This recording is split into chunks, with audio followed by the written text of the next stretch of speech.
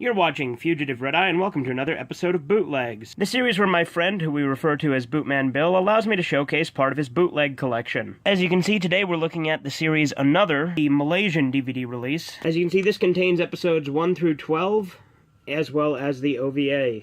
The case itself is designed backwards, similarly to how a manga is, but the thing is they don't actually do DVD cases like this anywhere that I actually know of officially, so this is just kind of odd.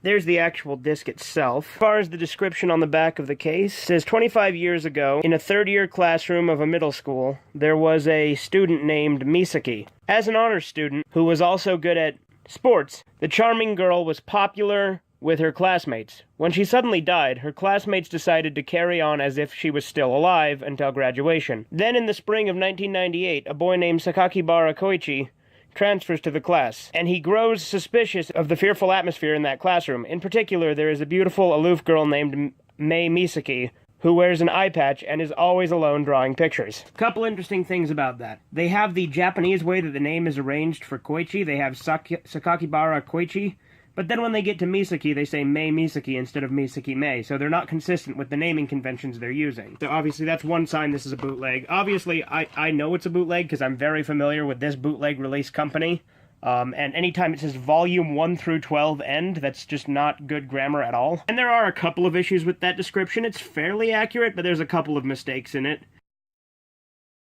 So there's a couple of mistakes there. Now let's have a look at the live-action movie, which a lot of people probably didn't even know existed. One other thing I neglected to mention is these are released by the same company called Lambian Film. I'm not sure if I'm pronouncing that right, but this is a very well-known bootleg company in Malaysia. Anyway, there's the back of that case. There's the disc itself. Now on to the description on the back of the case. After a chain of deaths at a junior high school, new transfer student Koichi Sakakibara turns to a mysterious girl who holds the key to the dark mystery.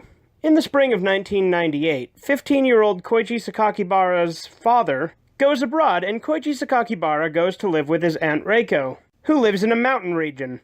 Not long after he moves in with his aunt, he collapses from pneumothorax. Not entirely sure what pneumothorax is, but there you go. And becomes hospitalized. One day, at the elevator in the hospital, Koichi meets a pretty girl wearing a uniform and an eye patch. Koichi just stares at her. The pretty girl says something strange and then vanishes into the hospital mortuary. After being discharged from the hospital, Koichi goes to his new school. He finds the pretty girl, Mei Misaki, is also in his class. Koichi doesn't feel comfortable because all of his classmates, even his teacher, act like the girl doesn't exist. Let's take a look at the menus. So here's the menu for the anime. As you can see, it says Play Movie, which, again, it's not a movie, it's a series. The OVA and last episode on this disc actually don't work at all. I assume that's because it has disc rot, because it does have a little bit of disc rot on it, so there's that. But, all the other episodes do work, except episode 12 and the OVA do not work at all, which is unfortunate, but it is a bootleg, so there's no quality control on these things.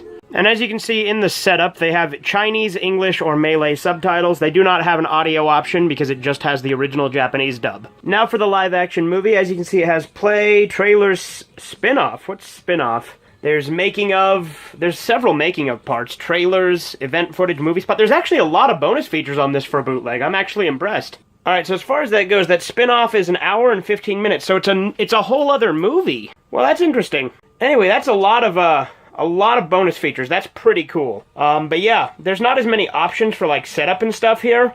But, all the bonus features, I'd say, definitely make up for that. Anyway, this has been Fugitive Red Eye with another episode of Bootlegs, and you have a great rest of the day. Subscribe to Fugitive Red Eye.